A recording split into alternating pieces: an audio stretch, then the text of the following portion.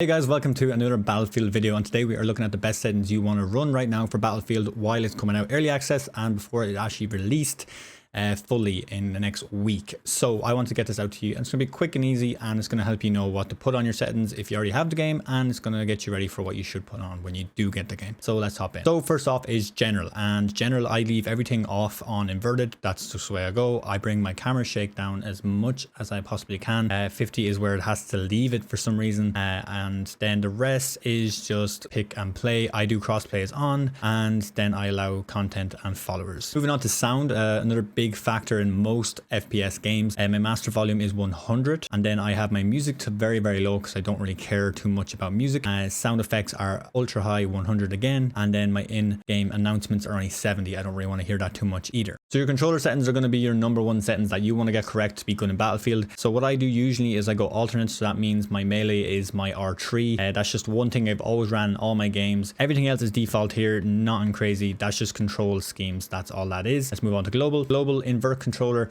I have these both off, and I have controller vibration off. Vibration off is going to help you with more control, more consistency, so it doesn't put you off when you're shooting someone or get surprised. So that's why I have that off. So on foot, this is where the biggest settings, and this is where you want to take note of what is best for you. So my soldier aim sensitivity is 80%, which is actually very high, but I like to move fast along the screen. Inverted is off again, always off.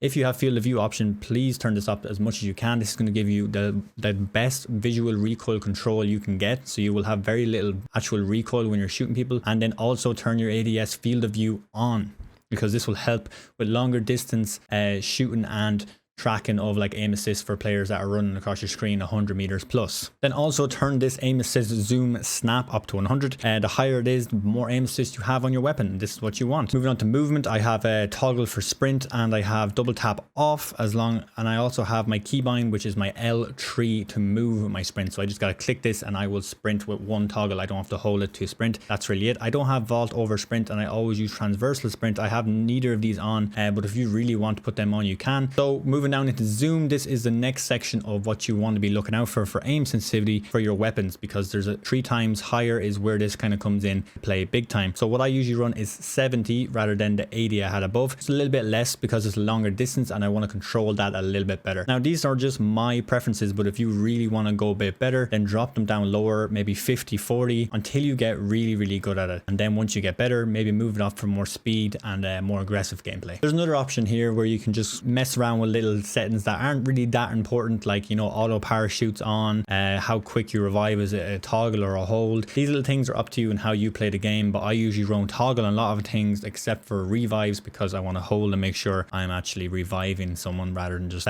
press one button that might put me off. So moving down to advanced, this is kind of a weird technical area, but it's up to you, and if you've played previous Battlefields, you'll kind of understand what's going on here. So your aiming left to right acceleration is up to you. If you played Battlefield 4, put it to 0. That's the best option to feel for that game. And if you played Battlefield 1 lately, maybe set it to 100.